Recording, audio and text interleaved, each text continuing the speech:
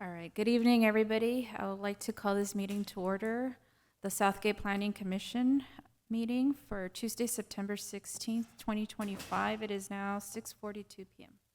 Can I get Jimmy to do the Pledge of Allegiance?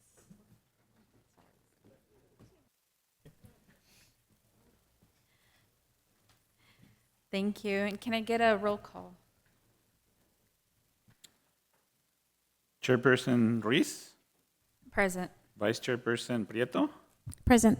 Commissioner Castañeda, Present. Commissioner Osaeta, Present. Commissioner Valenzuela. Present.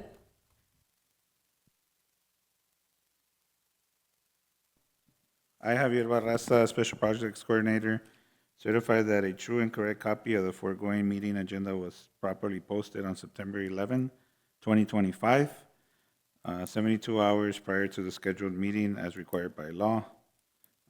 Pursuant to Government Code Section 54952.3, disclosure of compensation for meeting attendance by the Planning Commission is $125 per meeting.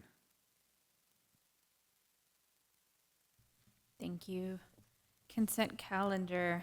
Item number A, did everybody get a chance to go through the meetings for September 2nd? Yeah, and does anybody want to make a motion to approve? I'll make a motion to approve the meeting minutes for September 2nd. Can I get a second? Second. Motion.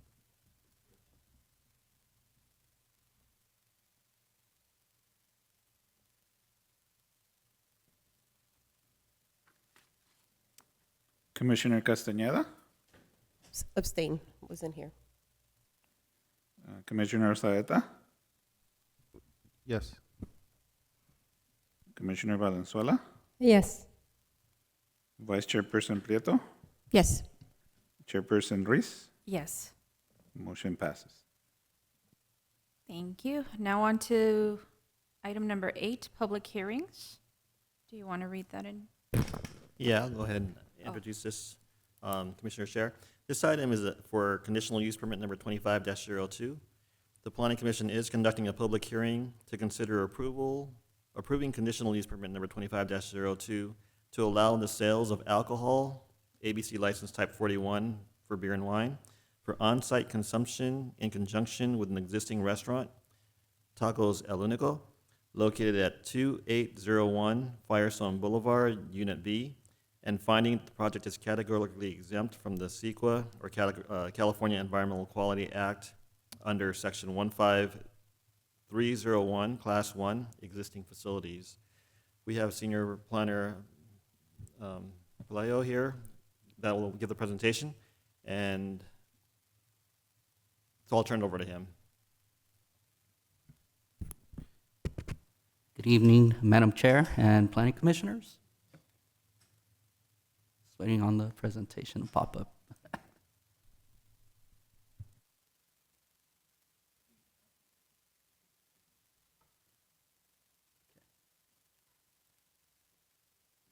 All right.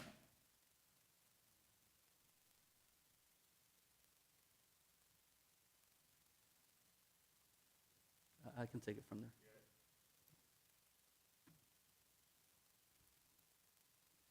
All right, so the applicant for this proposed or request is Jennifer Auden from Solomon, Saltzman, and Jameson on behalf of the restaurant owner and the restaurant Tacos El Único. And this request is for the approval of the CUP for a Type 41 ABC license, which is to allow for the on-sale of beer and wine in conjunction with an existing restaurant.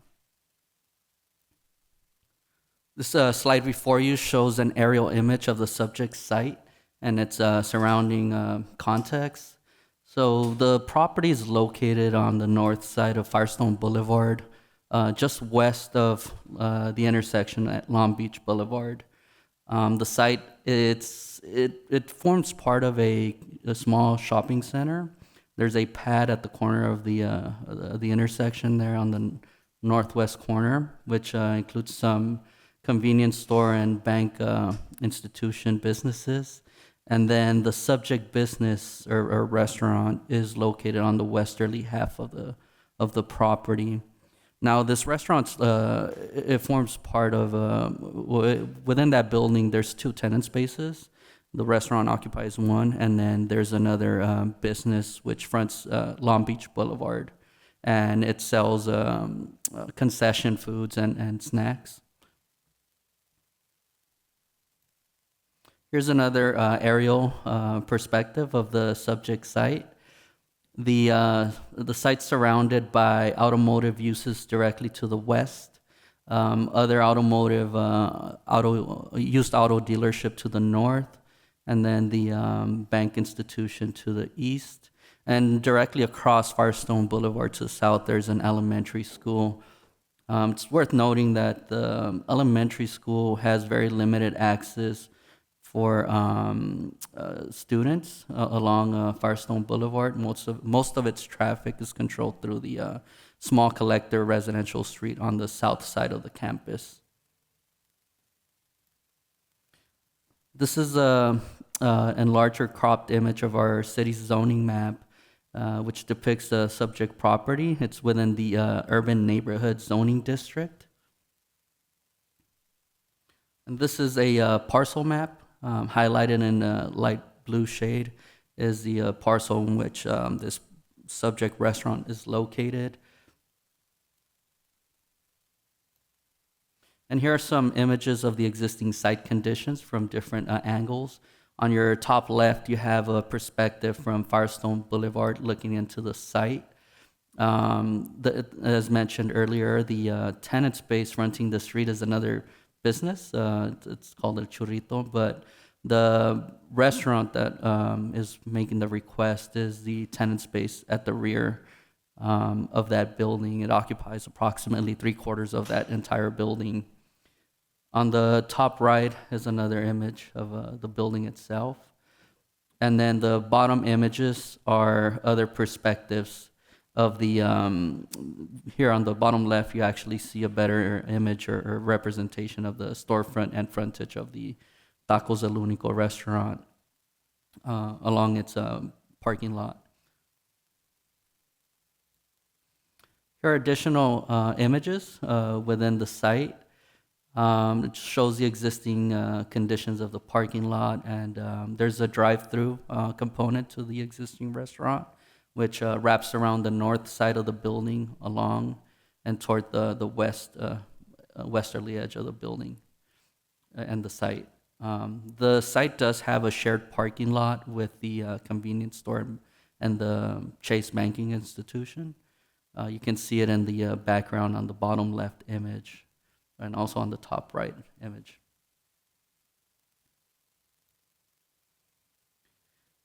Pursuant to the Southgate Municipal Code, Chapter 11.21.030, the table of allowed land uses within the subject zoning district specifies that alcohol and beverage sales may be permitted for on-site consumption in conjunction with a restaurant with the approval of a conditional use permit within this subject zoning district, which is the urban neighborhood zone.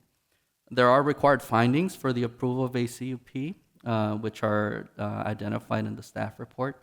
There's 3 findings to be made by the Planning Commission before a CUP may be granted. Now, as far as the proposed plan or business operations, the restaurant currently operates Sunday through Tuesday from 9:30 in the morning to 11 p.m. at night. It also opens from Friday and Saturdays between 9:30 a.m. and 12 a.m. The part of the request is that the restaurant is proposing to modify their hours and extend them slightly by opening at 9 a.m., just half an hour earlier, and closing at midnight, 7 days a week. And then the request itself, the main intent is for the alcohol sales for on-site consumption of beer and wine within the existing dine-in restaurant. The alcohol sales would align with the hours of operation, so from 9 a.m. to 12 a.m. And the applicant's proposing to install beer taps for draft beer to be served at the point of sale counter. And also bottled alcohol and wine would be stored within an existing refrigerator, which is also directly behind the point of sale counter. So all the serving and then the transaction would occur at the moment that the patrons pay for their meal and for their drink at the counter. The slide before you shows the existing or a site plan of the existing site configuration. As mentioned, the restaurant occupies 3/4 of the building on the westerly side of the property. Matter of fact, the property consists of 2 parcels. The dashed orange line represents the parcel in which the subject restaurant is occupying. And the site plan also represents the configuration of that shared parking area in the middle of the site. And the restaurant itself also has some parking spaces along the westerly edge as well. The drive-through component goes on the northerly side of the building around and to the westerly side where there's a drive-through window on the closer to the southerly end of the building. This slide represents the existing floor plan of the restaurant itself. It also shows the footprint of the adjacent tenant space that's fronting the street. As you can note, the restaurant itself occupies a majority of the building, and it does have a dining area, which is fronting the parking lot. So the alcohol sales or the serving would occur here at the point of sale. That's the counter. And then there's a refrigerator here where the alcohol would be stored, and draft beer would be here from beer taps. That's the proposed location. There's also other additional, back of house storage for the alcohol that would be caged, where it's only accessible to employees at the back of house. These images show the existing layout of the interior of the restaurant. There's no proposed alterations as part of this request. So what you see here represents what would be and would remain as the seating area. On the left is the counter where you have the cashiers, and then adjacent to that you have all the ingredients that are used or served as part, or that patrons can grab from when they have their meal served.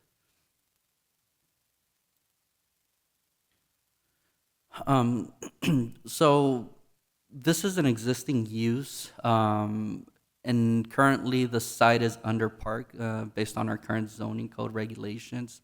However, there are provisions in our zoning code that specify that any proposed project that does not involve an expansion, alteration, or modification to the building may continue or ought to operate without having to comply with the off-street parking requirements when, and specifically like in this case, if there's a proposed change in the operation, meaning you're introducing alcohol sales, the fact that the site's underparked would not have to comply with the current regulations because there's no alterations involved or an expansion to the building. It's also determined by staff and recommended for the Planning Commission to find that this project is categorically exempt from CEQA under Class 1 existing facilities categorical exemption, and that this site itself is already developed. It's an existing building, and we're only the applicants introducing the sales of alcohol.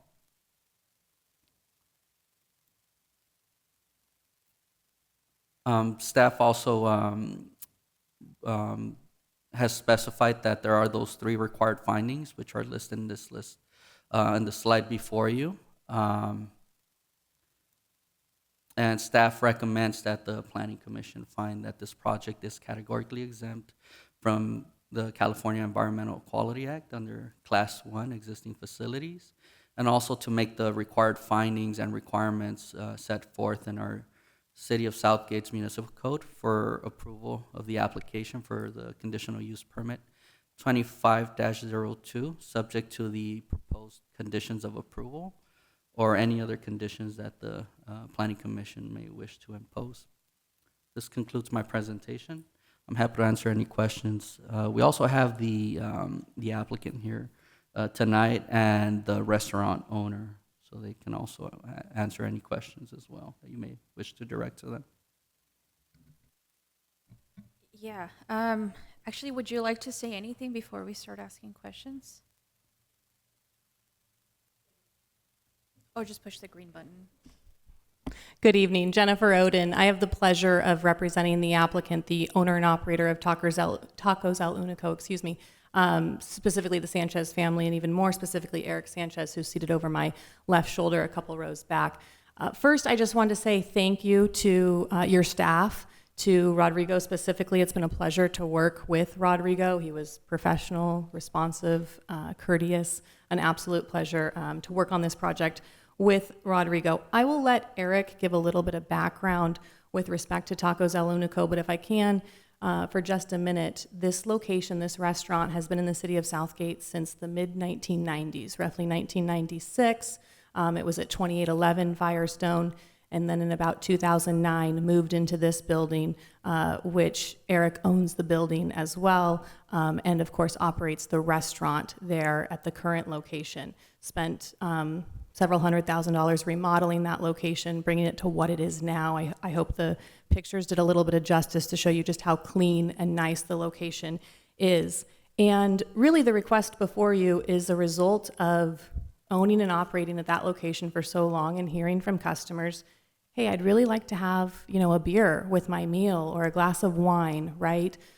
So this is a Type 41 ABC alcohol beverage control license, which is a bona fide public eating place, on sale beer and wine in conjunction with food, right? And as part of the conditional use approval that you have, or the draft conditional use approval in front of you, there's about 31 conditions that your staff worked very hard to craft, all of which I have to say are 100% agreeable to Eric and the family. Absolutely no pushback, because this really is the accessory, ancillary use of beer and wine in conjunction with a meal, like we all commonly see at a restaurant, and maybe some of us indulge in as well. And I wanted to just highlight some of those conditions because I had the opportunity, and I want to thank him for being here tonight as well, Lieutenant Amador with the Southgate Police Department. Originally, it was my understanding that late last week, maybe there were some concerns from the police department, and we had a great conversation yesterday morning, addressed those concerns, went through these conditions of approval. So I just wanted to highlight, maybe a few of them. You have the ability, of course, to read all of them in your draft packet for the resolution. But first and foremost, there's teeth to this conditional use permit, right, from an enforcement perspective. Violation of or non-compliance with any of these conditions constitutes grounds for revocation of the permit. The sale of alcohol, beer and wine, of course, in this case, has to cease at 11 p.m. Okay, it's not a late night operator. There shall be 24-hour video surveillance system, and the managers have to be trained in how to access that footage. The recordings are to be maintained for a minimum of 72 hours. That footage is shared with police officers upon request during criminal investigations if there needs to be a sharing of that footage. All signage and advertisements related to alcohol is only in the interior, if there are even any, nothing on the exterior advertising beer and wine. All beer and wine is sold for on-premises consumption. This is not sold to go, right? So if I come in or if I'm going through the drive-through, there is not the ability for beer and wine to be sold in conjunction with the drive-through or to go, only on-premise consumption. All employees need to be of the consistent age with the California ABC Act, Business and Professions Code, with respect to selling, serving beer and wine. All managers, all employees will be responsible beverage service trained as required by the California State ABC Act. And maybe just another one to highlight, again, that there's the ability to have this planning commission, specifically to have compliance review of the property and all of the permit conditions at planning commission established intervals, the first of which to be within 6 months. So I just wanted to reiterate, it's a quick serve, family-owned, operated location that's been here in the city of Southgate for a number of years, wants to better serve its existing clientele, its existing patrons, wants to do so in a responsible way, certainly, and is only requesting the beer and wine. There's no late night, there's no entertainment, there's no music, there's no fixed bar, there's no distilled spirits, none of that. Just simply the ability to have a glass of beer or a glass of wine with your meal. And we're available for any questions. And if I can, I'll let Eric maybe just give a little bit of background with respect to his family's business. Sure. Thank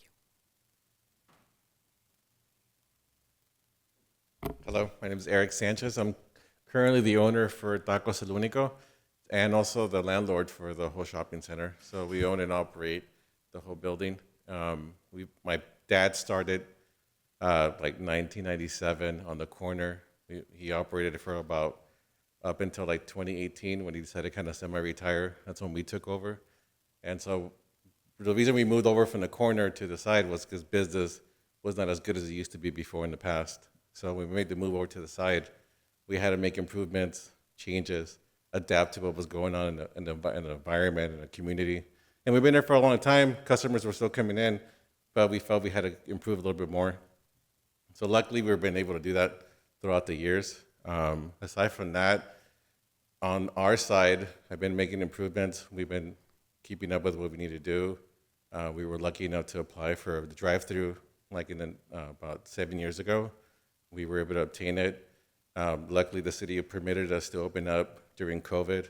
That's the only real reason we've actually made it through the whole period.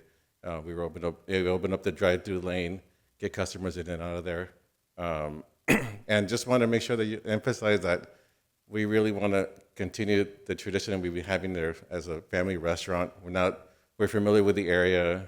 We know what's been there before in the past, and that's not what we want either. And not only as a tenant, but also as a landlord.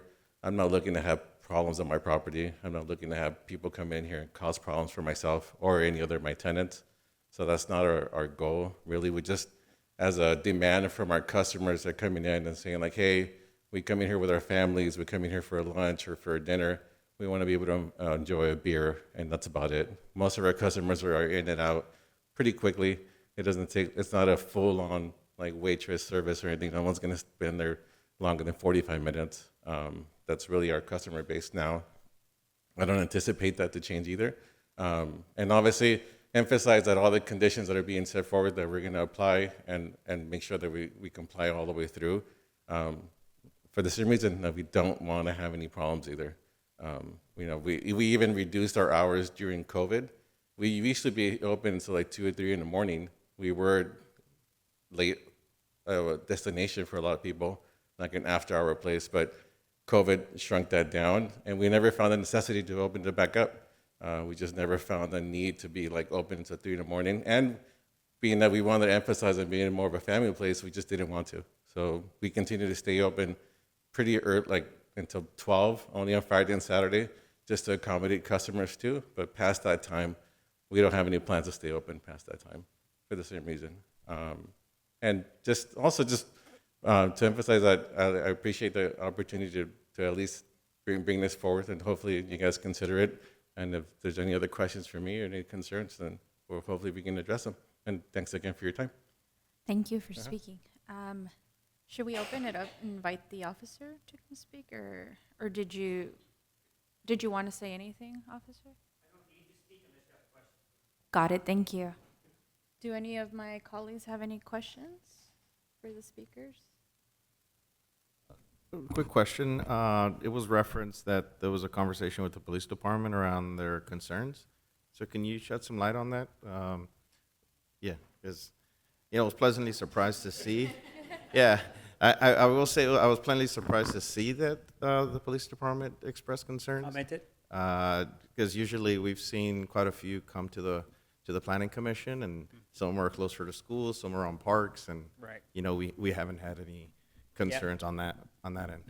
So when the planning department reached out to us for comment, because I guess they received a email from a concerned citizen regarding the history at that location before the current business owners moved in, our command staff met, and we just got a conversation going about the whole alcohol sales, what's happened there in the past, and so that's what we responded back with. Once discussing the potential alcohol sales and then really looking at the area and the schools that are in the area. Some of our command staff had concerns with the fact that there is a school right across the street and the potential for there to be an impact if something were to go wrong with the alcohol sales process. And we just wanted to make sure that you were all aware of that potential. But I can speak to Mr. Sanchez. I actually met many, many years ago before when I was a detective, when they first moved to that location. I have no indication of them being irresponsible. We looked through their call history since they moved to that location. In 2025, they've had 13 calls for service at that location. Most of them have been minor things like transient disturbances in the area. We've actually had a couple calls of people causing disturbances, but it was their own employees that were calling to report it for the police department to come out and address it. So that's a positive thing for us because we can see that they're responsive when they see things that are happening that shouldn't be happening. They're calling us, and so that's actually a positive thing for us. But we just wanted to make sure that you guys were aware of the surrounding area, the school concerns, but then also to address the concern that was emailed to the planning department about what used to go on there before in the history. They replaced a restaurant there called the Bright Spot, which was a major problem for the city back when I started here in 2004, but totally different dynamic. It was, if you all know the history, they kind of attracted a different vibe or different type of clientele, and we also had at the time the nightclub that was right across the street. So that all kind of contributed to the problems, we think. But, all in all, I don't foresee this being an issue, especially now that the conversation we had was we went over all the restrictions the conditions that were added by the planning division. And so we like the fact that there are these potential, things that we can fall back on if problems do arise in the future, if alcohol sales become an issue, that we're going to review it and potentially address it in the future if it happens. That was it. Thank you. Any other question from my colleagues? I do. My question, and maybe this has already been talked about, like the responses from the schools around, I guess that's if there has been a conversation, what has been the feedback? Because I know there is a KIPP school around there.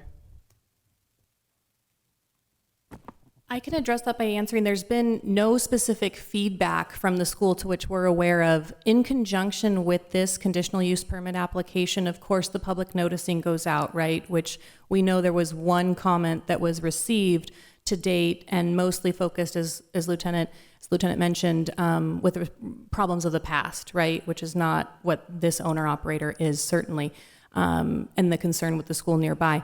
But in conjunction with that, the California ABC also simultaneously is processing the Type 41 ABC license.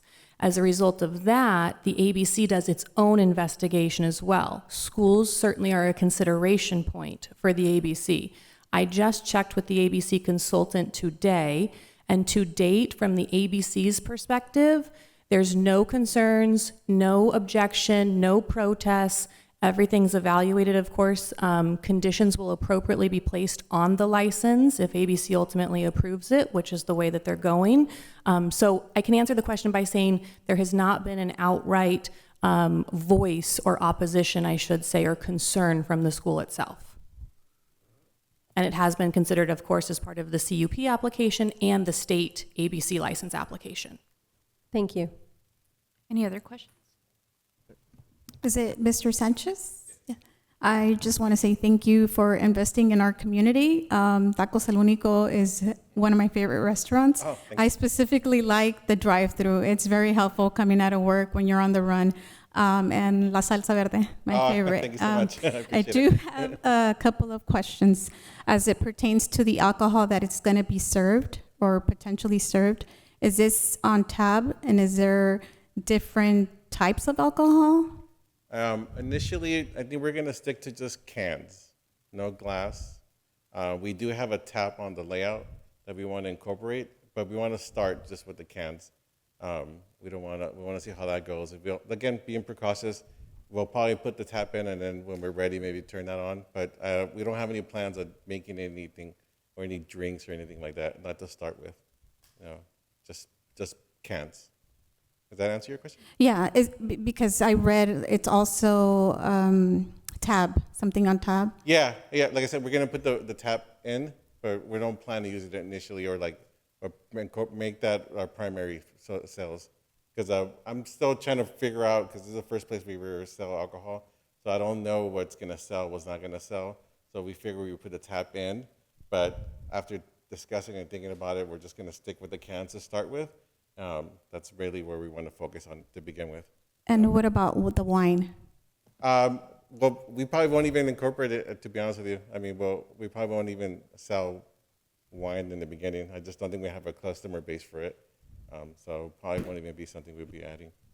And as far as the wine goes, it's very common, or it's one of those licenses that ABC offers, so it just goes with the beer. You can't exclude it from the license, so it's okay if he doesn't use it. It's one It of just those. piggybacks off of it. It just comes with the license. Okay. Correct. It's a type 41. There's really two type on-sale licenses for a restaurant, a bona fide eating place restaurant in the state of California. One being the type 41, which Eric is pursuing, which is bona fide public eating place with on-sale beer and wine. It doesn't cut it off one way or the other. And the other is a type 47 bona fide public eating place with on-site beer, wine, and distilled spirits. Got it. And one more question. Are IDs going to be checked at the POS? Yes. Okay. Yes. We'll continue doing the same service, the order at the counter. At the point of the order, we'll check their ID, and then we'll ring them up, then serve them that way after that. Okay. Yeah. Thank you. Commissioner Castañeda, any questions? Actually, yeah, I do have a question. As far as your employees, you wouldn't have an 18-year-old being the cashier IDing below, under 18 years old. Correct. One of the requirements in the state law and also within the conditional use permit itself is that any individual that's going to, any employee or manager that's going to sell and serve beer or wine must be the correct age to do so by state law. So absolutely. And there's training on that. So as a part of what the state ABC recently did, which I think is magnificent, it's this responsible beverage service training program. All on-sale licensees, Eric included, will have to have all managers, all employees trained. This is to ensure that there's no sales to minors, to ensure that you're not selling to somebody who's exhibiting obvious signs of intoxication, to ensure that you're not over-serving to somebody who's been drinking. So all of his employees will have to take that state-mandated training, pass it, of course, before they can actually even engage in the sale or service of beer and wine. Okay, thank you. Were you going to ask something else? I guess, I don't know if this is for staff. I know there was concerns about the alcohol, and I know the applicant referenced that there wasn't any opposition, at least not that has been brought to the forefront. When it first came up, did we reach out to these schools directly as staff, just given the proximity of the location? No, the only outreach that was conducted was the public noticing through that process, but city did not engage with the school officials directly. And then another item, I think one of the restrictions, it touched on the unpermitted signage that's currently on site. Can you speak a little bit to that? Sure. So as part of any application that staff reviews, whether it be a request like this one or a development proposal where someone's proposing to make some alterations to an existing building, staff reviews the project for compliance with all applicable development standards, including signage. So while we're conducting the initial review of this request, we conducted our site visit and site conditions to identify any code violations. In this case, some of that signage is out of compliance or unpermitted, so staff's recommending conditions to address those things to ensure that the property's maintained and in compliance with all standards. Yeah, I can add that one of the conditions, condition number 29 under the code enforcement, is that all required permits for any unpermitted signs, including banners, window signs, 25% coverage limits, and they need to remove any permitted A-frame signs located within the area. So there are conditions. There is a condition in there, 29, that addresses the signage. What specific signage are not unpermitted currently? There, on the slide, the images that were presented, which I'll bring it back. There's like a freestanding A-frame sign within the front of the business or by the drive-through entrance. And then, let me just show those. Yeah, if I may, I think I can answer your question, Commissioner. And I have to say, if you guys don't know about this, I certainly didn't. This is a quick guide to the sign regulations in the city of Southgate. Eric and I have since gone over them. This is amazing. I've never seen anything so well put together and helpful. This is great. But to address those conditions, they've actually already been addressed. One was a A-frame sign that was right kind of at the entrance to the drive-through, showing kind of directionally for the drive-through. That has been removed. And then along the, east-facing windows, there were, okay, and we'll deal with the property owner too. We can deal with, so right there. So those have been removed. Those were just signs, pictures of food, is what it was, and those have been taken off those windows. Yeah, it's a little hard to make those signs out just based on the distance, but it's the ones covering the individual storefront windows there. Right. Yeah, I was at the premises with Eric on Thursday of last weekend. And then they're the off. A-frame signs showing at the entrance of that drive-through. Thank you. Chair Ruiz, before we go any further, I wanted to say that we did include the letter that was received or email that we received prior to at the last meeting. As you may recall, this was continued from previously, so that's included in the agenda bill. And also, there's another email that came in as well, and we can have that read into the record. There was an email sent in No, by I'll open it up. Mario. Oh, yeah, but we haven't opened it up to public comment. I was Yeah, going to make a question before. I thought you were going to go back and forth and then we'll read this. Yeah. Okay. But I was going to ask about whether any of the other locations, Tacos Únicos locations, or whether you guys know whether they also sell alcohol and how that's been going on and for how long. So the Tacos El Unico, there's a total of 6, correct, boys? Men? I won't say boys. And as Eric mentioned, Victor's here as well. Victor is Eric's brother. And their father is the one that started Tacos El Unico in 1981. The 6 locations are in the greater Los Angeles area. This is the first one that they are pursuing a Type 41 ABC license at. The desire is to, on a case-by-case basis, look at the locations, look at the surrounding areas, and add it to other locations as well. But this one, as far as the customer base was concerned, and the request, and the location, and the length, the longevity that they've been here in the city of Southgate was the first one pursued. But both Eric and Victor and their father have experience with respect to ABC licenses. They have held ABC licenses in the past for full-service restaurants, too, a Type 47 license. So they're not new to that area, just this will be the first one. Good to know. Thank you. All right, so I guess we could open it up to public comment now. Anybody else from the audience would like to speak on this? No? Oh, go ahead.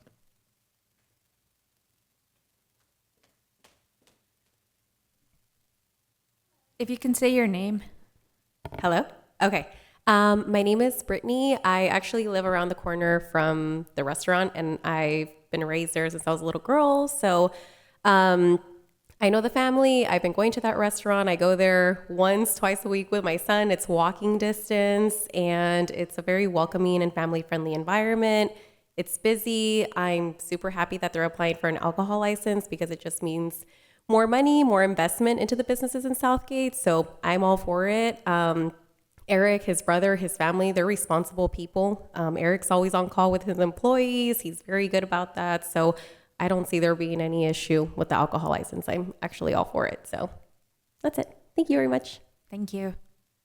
Okay, seeing no other comments, if we can go to the Emailed comments received? Mario Dominguez wrote in. He said, I have a question pertaining to this item. Will patrons that place an order through the drive-through, will they be able to order beer or wine as well? As for this item, I'm okay with this business selling alcohol to their patrons. I like options. I like being able to decide for myself whether or not I want to drink alcohol. I don't need some city hall official to make that decision for me. I say grant the CUP. If things get out of hand, you can always revoke it. That's the only comment we had. Thank you. Would any of my colleagues like to move this item forward with?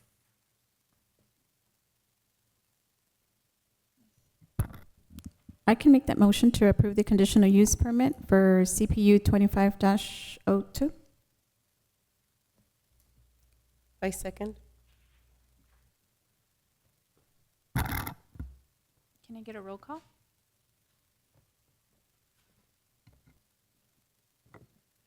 Commissioner Castañeda, Yes. Commissioner Osaeta, Yes.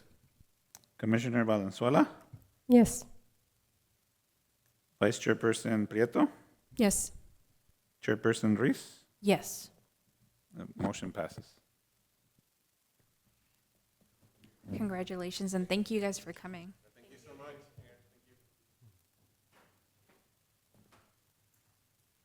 Alrighty.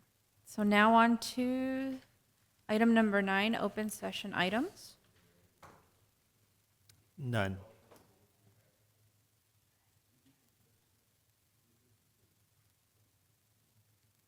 Chairperson Ruiz, there are no open session items.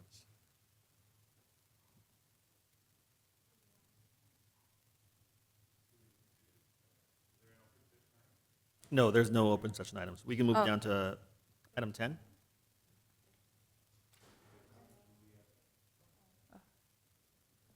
Alrighty, so item number 10, comments. So this portion of it is where the public could comment about anything, not just specifically about what we're talking today. And we had Mr. Mario Dominguez write in. You want me to read it now? Yes, So please. he wrote in, I would like to request an update on the status of our city's brownfields assessment study. Our city secured an EPA grant for soil testing and analysis for various contaminated locations within Southgate. There is one particular address that was included onto the list of sites. It is a vacant lot that is fenced off on Wood Avenue next to Legacy High School. The address is 5268 Wood Avenue. The owner of this property is Wood 52 LLC. I was pursuing this property with our previous director, Community Development, Meredith Elguira. My wish is for our city to purchase this property and to turn it into a pocket park for our residents. I ask you please give us an update on the status of this location and what Southgate intends to do with this property. Both Chairwoman Reese and Commissioner Osaeta are familiar with this site, and my wish is for it to become a pocket park. I would also like an update on all the various sites that were tested for the brownfields assessment study. I want to know what our city intends to do with these sites as well. I asked that Mr. Perez put together a presentation for a future planning commission meeting where he can lay out all of the results for the study. Thanks. Did you want to respond to that comment? Anybody? I can try to respond to that comment. My understanding is, I guess there's a separate committee, and I believe that you may be aware of that, that reviews the brownfield sites. And I understand, I guess this is one of the sites that was considered but wasn't selected for that. And there were some, I guess there was 2 other sites in the city, one being close by to this, the subject site that was considered. We are looking to have another meeting with that committee to discuss, moving forward with the brownfields program, and that can take place maybe in a couple weeks, couple months. Okay, I was actually a part of that committee, and I don't know if my position here would be in conflict with that, but I guess we can talk about that later. I mean, you can certainly convey the, if that committee, took any action or made any recommendations, you can certainly tell us what those are if you'd like. I don't think there'd be a conflict of interest in that. I mean, you served in two roles and you did something on the one role, so if you think that your fellow commissioners would, or the staff would need to hear about it, go for it. Great, thank you. I was actually a part of that too. Yeah. We haven't met for a while, right? Okay, I thought maybe they just forgot to email me again. I can just mention Gabriel Perez, your community development director. I just want to mention we're re-engaging in this effort. I think there was kind of a stall in this. So we will re-engage with all the committee members from that time. So maybe you forgot about it too because it's been such a while as well. So it probably does make sense for us to bring something back to the commission to give you an update of where we're at, what sites are being evaluated. We did listen to the comment. The site that's referenced in the comment currently isn't identified to have a study in terms of what's on that property, because we only have a certain amount of funds available to do this comprehensive study throughout the city.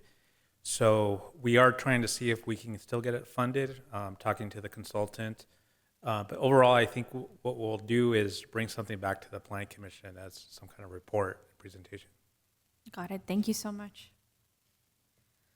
And that was the only comment sent, right? That was the only comment, and then the city clerk wanted us to comment that tonight we weren't able to live stream, but that is being recorded, and that we're gonna try to post it tomorrow. Got it, thank you. Any other for item number B, city staff comments? Nothing else to report. Just wanted to let you know, though, that we do anticipate having a meeting on October 7th, which will be our next meeting. Got it, thank you.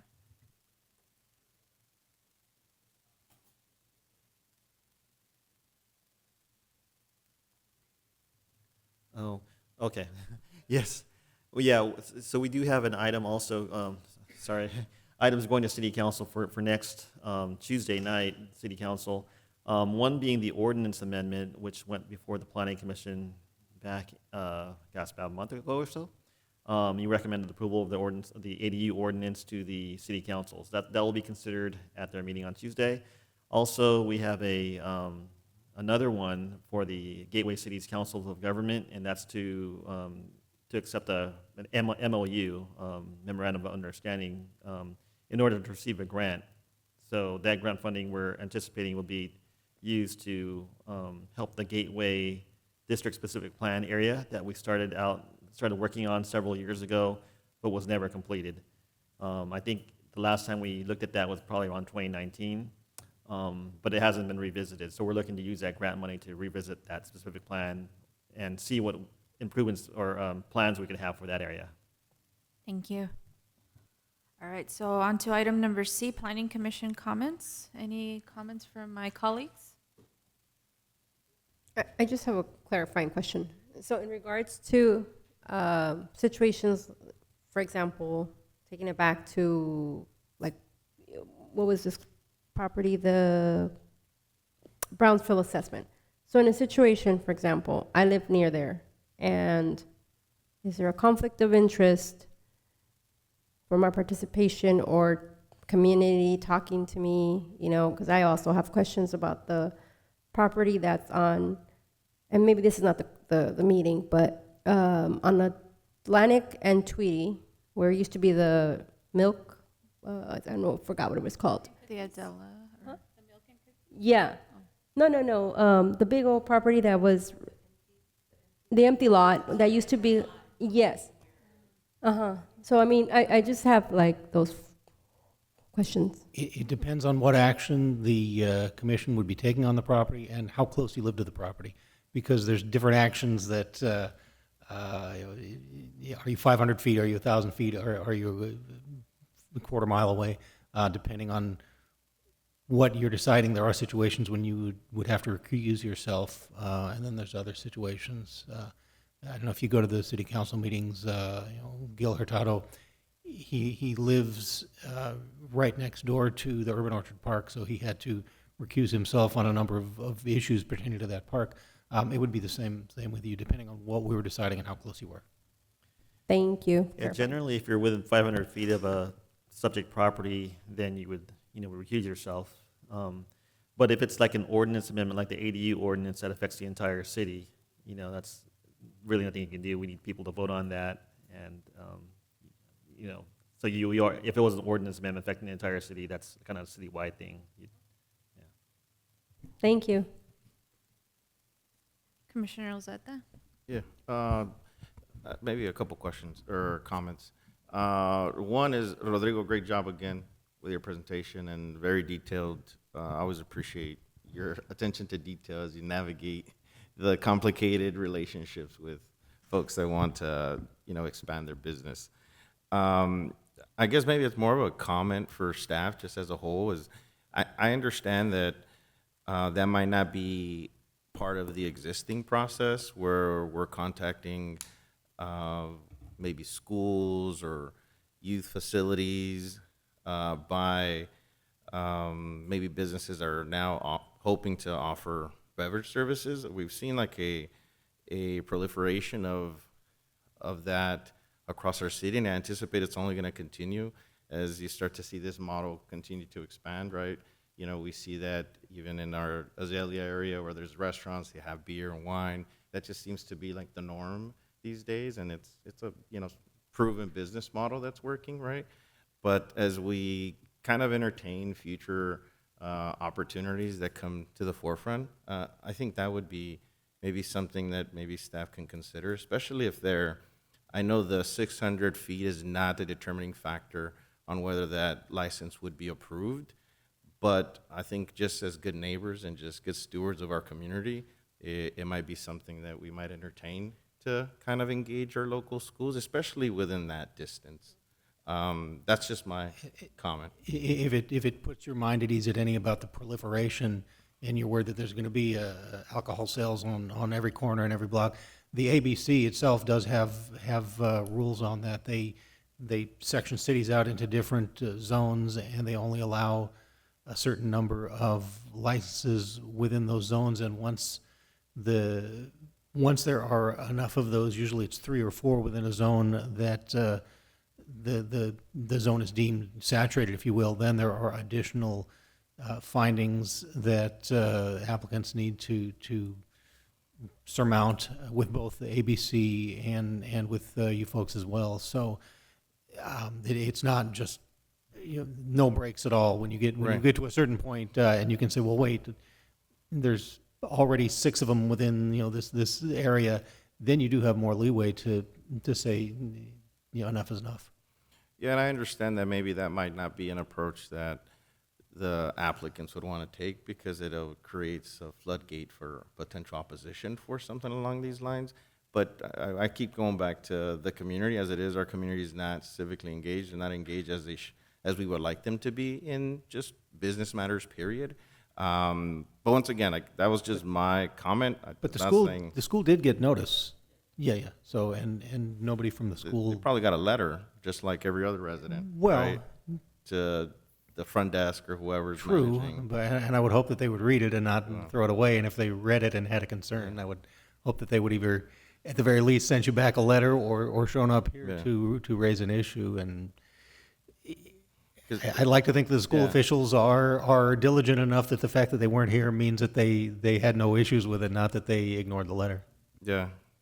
There's also signs, right, that are posted at the facility itself, and right. I usually see those, like a sign on the in front of That's the. after the application. Yeah, so ABC usually requires the applicant to post it on their storefront. And then the city, our agency, we post it on the city hall and just meet the state requirements, pretty much. And then they make a posting at a newspaper, or is that not done Correct. anymore? Yeah, I think just the newspaper is just a technicality because it's like we don't have our own newspaper here. They put it in a local newspaper, neighborhood newspaper somewhere in the area. It's just, I think it's outdated. Yeah, that's- But that's- anyways, right, it is what it is. My other comment, I don't want to harp on that. My other comment is, I think we often see that there's a laundry list of requirements for applicants that then staff have to follow up on, right? Like, one of the things that we've seen in other projects, whether it was a specific type of landscape that needs to happen, and then there's some additional negotiation or like leeway that maybe city staff provide businesses. Like, how do we make sure that as we navigate this journey, right, with our businesses, that, you know, we stay true to what this somewhat panel of folks have kind of signed off on, as opposed to provide that flexibility where now our staff are put in a position where now they're asked to kind of potentially make adjustments to kind of fulfill the applicant's wishes after the fact, after we vote on it. So in this case, I know, and it's not about the applicant, I think it's just in general, this is a general comment. We've seen that in other situations that have come before the Planning Commission. We've seen things just stall at the city council meetings in regards to things that need to get done by other businesses, or in regards to potentially getting a conditional use permit. We've seen specific requirements waived after this Planning Commission votes on certain things. I can be specific on things. I just choose not to do that in this forum. Okay. I mean, because I'm not here to, you know, put. Staff generally doesn't have the authority to waive it. If you impose a condition on a conditional use permit, staff doesn't have the authority to disregard that condition. Do they have the ability to adjust it? I know it's Usually, happened. usually not. There are provisions in the code that gives the director leeway to depart from some of the standards in the municipal code itself, as far as, you know, setback requirements or floor area. I'm not sure there's something in unless it's actually part of the conditions, and I have seen that in the conditions, where one of the conditions gives the director the ability to adjust or interpret. I'm not sure if there was that kind of a condition in these 32. Yeah, and I think that's where I was coming at, is that there's still that discretion of being able to make those adjustments after the Planning Commission votes on something, based off of clearly the expertise of staff.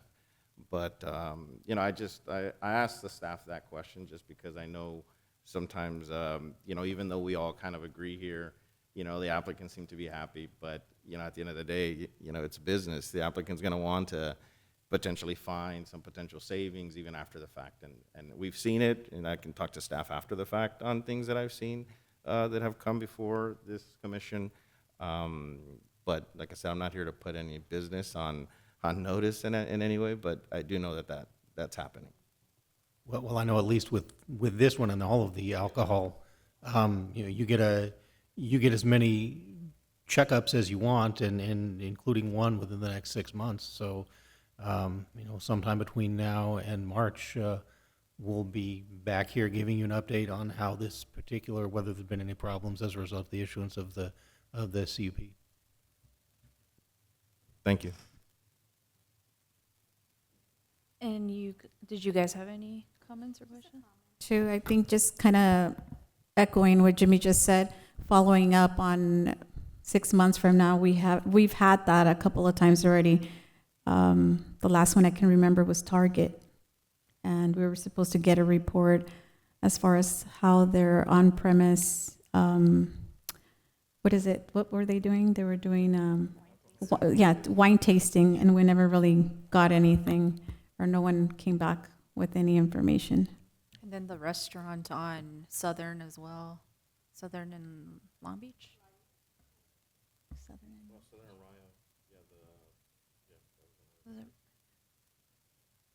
Was it Champita or? The Yeah. Enchilada place, no? Oh, Guajillo. Guajillo. Guajillo. Or Guajillo is the restaurant one Guajillo. on Independence and Long Beach. Yeah. And La Champita, I believe that's the one on Rayo and Southern. Yeah. Yeah, so those were, I think I mentioned those at the last meeting too, that I think the 6 months had come up for those. My other question too was regarding the GWS, if there was any update on how to work with that facility to get them into some sort of harmony with the community. I understand that the smells are still an ongoing issue.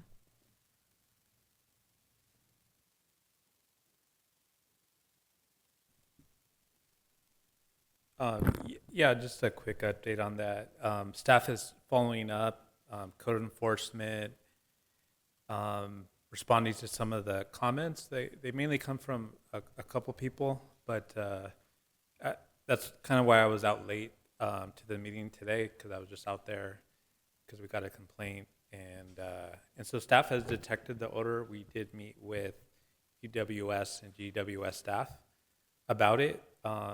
They have replied, and we gave this update to City Council at their last meeting, that they're going to divert some of their, I guess, organics that have a lot of moisture that they believe is causing the odor to another location outside the city. So that's one step. The other is that they're ordering a truck that assists with odor control. And I'm not sure how that works, right? That's what they said. So we'll see when it comes in. And at that time, it was going to be 40 days. So I assume it's probably going to be within the next 25 days. And we'll see what happens there as well. So they are working on it. We are continuing to monitor the situation.